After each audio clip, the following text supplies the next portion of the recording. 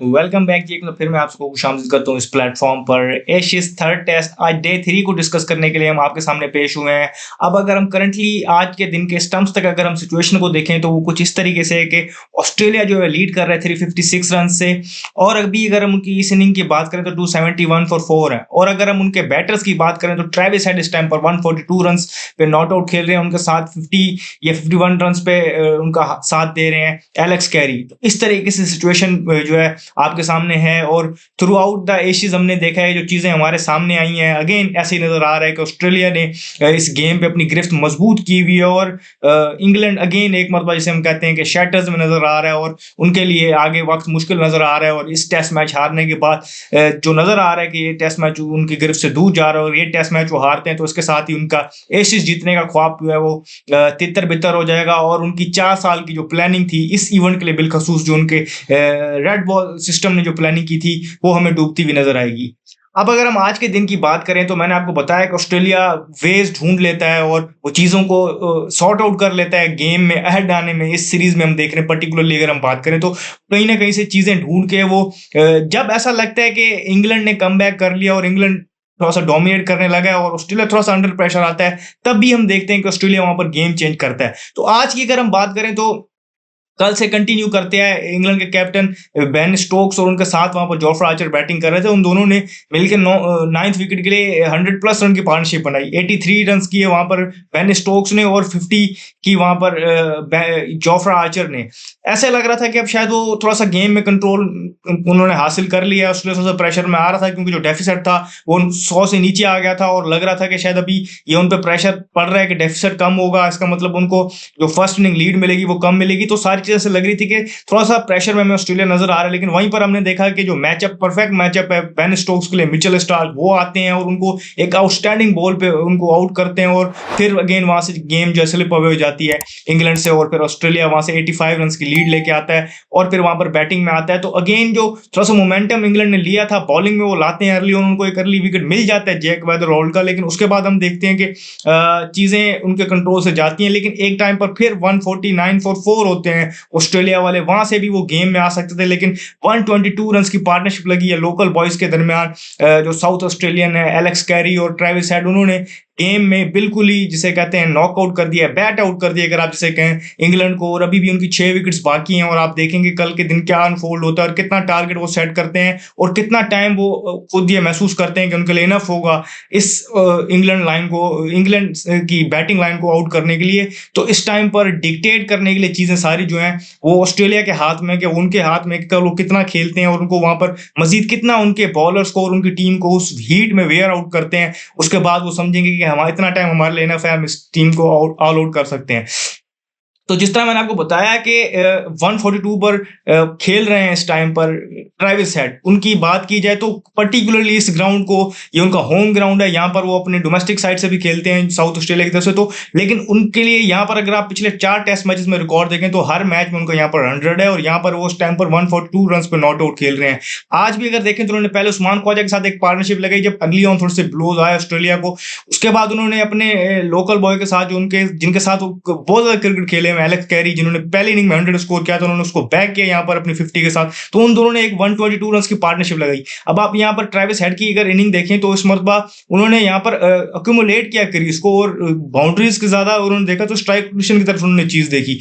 तो इंग्लैंड के पास मुझे नजर नहीं आया उनके पास कोई जवाबात हो या कोई प्लान हो आउट करने के लिए ट्रेविस हेड को। एक छोटा सा चांस बना था 99 रन पर जहां पर कैच छूटा 99 पे ट्रेविस हेड का हैरी ब्रुक से, लेकिन इसके अलावा उन्होंने उनको कोई चांस नहीं दिया और वो कंटिन्यू खेलते गए और जिसे आप कहते हैं कि अपने तरीके से उस गेम को उन्होंने एब्जॉर्ब किया और 142 पर नॉट आउट खेल रहे हैं इस टाइम पर। और ऑल जिसे कहते हैं उनके पास कोई ऐसी रीजन नहीं है कि कल वो 200 ना कर पाए और वहां पर आके थोड़ा सा अर्ली ऑन सेटल इन हो उसके बाद जब वो अटैक करेंगे इंग्लैंड के बॉलर्स पे।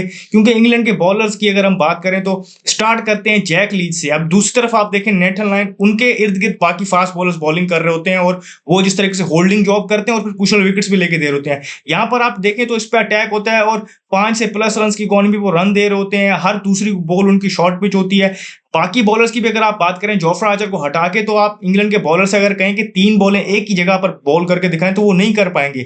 पिच मैप्स अगर आप दोनों बॉलिंग लाइंस के देखें, फास्ट बॉलर्स के या स्पिनर्स के, तो ग्रुपिंग में बॉल नजर आएगी आपको ऑस्ट्रेलिया की कि एक जगह पर वो बॉल कर रहे हैं, एक पेशेंस गेम खेल रहे होते हैं और उनको पता होता है टेस्ट क्रिकेट में जो सेटअप जिसे कहते हैं करके बॉल करना, या एक ही जगह पर एक लेंथ पे कंटिन्यूसली लाइन लेंथ पे हिट करना और फिर वेट करना कि अगली टीम गलती करे, या फिर वहां पर वो उनको थोड़ी सी एक्स्ट्रा डिविएशन जब मिलेगी तो विकेट लेंगे। तो आप देखें पैट कमिंस हो, बॉलैंड हो, मिचेल स्टार्क हो, वो इस तरीके से बॉलिंग कर रहे हैं। इवन कैमरन ग्रीन को भी आप इसमें शामिल करें, वो भी उस तरीके से बॉल कर रहे हैं। नेथन लायन भी वैसे बॉल कर रहे हैं। यहाँ पर आपको सिर्फ जोफ्रा आर्चर वो चीज करते हुए नजर आ रहे हैं। उसके अलावा अगर आप देखें तो ब्राइडन कार्स जिसे कहते हैं शॉर्ट एंड वाइड कर रहे हैं। जॉश टंग पैचेस में अच्छे नजर आ रहे हैं, लेकिन मेजॉरिटी ऑफ द टाइम वो भी वहां पर रन कंसीड कर रहे हैं। तो अगर आप कैप्टन को देखें तो वो वेटिंग गेम कैसे खेले कि हर ओवर में 1 या 2 चौका आ रहा हो, यहाँ पर हर ओवर में 3 या 4 रन आ रहे हो, तो और ऑलरेडी आप गेम में बिहाइंड हो, तो आप कैप्टन वहां पर क्या ही कर सकते हैं कि जब बॉलर्स उसको वो उस चीज को बैक नहीं कर रहे होते और वो पेशेंस गेम उनको वो खेलने नहीं दे रहे होते, तो उनको वो चीजें करनी पड़ती हैं कि जल्दी से जल्दी उनको बहुत ज्यादा चीजें ट्राई करनी पड़ती हैं। और वो उस सिचुएशन में आई नहीं इस सीरीज में कि जहां पर वो बिल्कुल कंट्रोल जिसे कहते हैं ना कमांडिंग पोजीशन में हो, तो इसलिए वो हमें पीछे नजर आ रहे हैं। अगर आप रन्स के हवाले से देखें तो मिचेल स्टार्क ने इस टाइम पर हैरी ब्रूक से ज्यादा रन्स किए में, तो ये मिचेल स्टार्क नंबर 9 पे खेलते हैं ऑस्ट्रेलिया के लिए और हैरी ब्रूक नंबर 4 पे खेलते हैं। और प्रोबेबली अगर आप उनको इंग्लैंड की तरफ से देखें तो नंबर 5 पे खेलते हैं हैरी ब्रूक, लेकिन आप इंग्लैंड की तरफ से देखें तो वो वहां पर उनके स्टार बॉय हैं और उन तरफ से उनके जो रूट के बाद बड़ी जैसे चीज उनको बताया जा रहा है। तो आप ये सारी सिचुएशन आपको एक्सप्लेन करती है कि किस तरीके से चीजें एक्सपेंड हुई हैं इस सीरीज में और किस तरीके से हमारे सामने आई हैं कि इंग्लैंड पे आप तनकीद हो रही है, लेकिन इससे पहले भी अगर आप देखें तो कोई ऐसी 2010 के बाद कोई ऐसी इंग्लैंड टीम नहीं है जिन्होंने यहाँ पर टेस्ट मैच जीता। और 17 का रिकॉर्ड है अभी तक, मतलब कि वो 17 मैचेस हो गए यहाँ पर वो टेस्ट मैच जीते। इस मैच को भी अगर आप ऐड कर लें तो 18 हो जाएंगे और वो यहाँ पर टेस्ट मैच नहीं जीत रहे। तो उनको ये चीजें सोचनी पड़ेंगी कि क्या चीजें ऑस्ट्रेलिया कर रहा है और कहाँ पर वो लैग कर रहे हैं।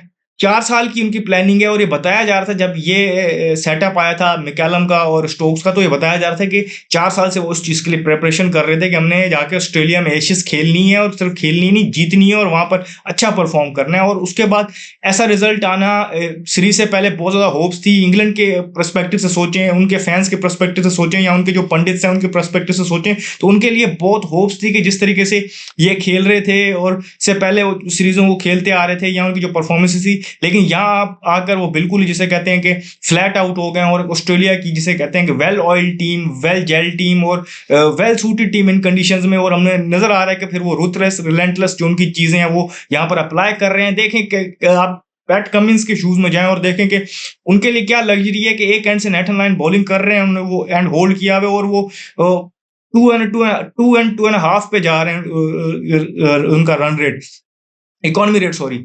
दूसरी तरफ से उनकी 3-4 ओवर के बर्स्ट के लिए वो किसी फास्ट बॉलर को लाते हैं और वो जो फास्ट बॉलर आता है वो एक ही लाइन लेंथ पे बॉल कर रहा होता है और फिर उनको विकेट मिल जाती है। वो कैमरन ग्रीन की तरफ बॉल फेंकते हैं, वो विकेट लेके देते हैं। स्टार की तरफ देते हैं, वो विकेट लेके देते हैं। बॉलर की तरफ फेंकते हैं, वो विकेट ले देते हैं। खुद आते हैं तो वो भी विकेट लेके जाते हैं। तो ये उनके लिए सारी चीजें हैं कि उन्होंने बॉलिंग अटैक जो उनके पास है वो कितना कैपेबल है और किस तरीके से वो बॉलिंग कर रहा है। और फिर आप उनके बैटर्स को देखें तो ट्रेविस हेड की अगर जिस तरीके से मैंने बात की, वो बताया कि 142 रन की उन्होंने इनिंग खेली है। तो उन्होंने पहले टेस्ट की जो सेकंड इनिंग में जो डैमेज किया था वो कंटिन्यू करते हुए आए हैं। उसके बाद हमने देखा कि यहाँ पर भी उन्होंने 100 के साथ उनको बैक किया है। तो आज का दिन अगर आप देखें तो साउथ ऑस्ट्रेलिया में टेस्ट मैच चल रहा है, एडिलेड में हम देख रहे हैं, तो दोनों साउथ ऑस्ट्रेलियन बॉयज जो हैं वहां पर एट द एंड खड़े रहे और उन्होंने 122 रन की पार्टनरशिप लगा के बिल्कुल ड्राइविंग सीट में डाल दिया ऑस्ट्रेलिया को। एलेक्स कैरी और ट्रेविस हेड की मैं बात करूं तो दोनों ने वहां पर अपनी कमराडरी एंजॉय की, एक दूसरे को वहां पर बड़ा अच्छा उन्होंने जिसे कहते हैं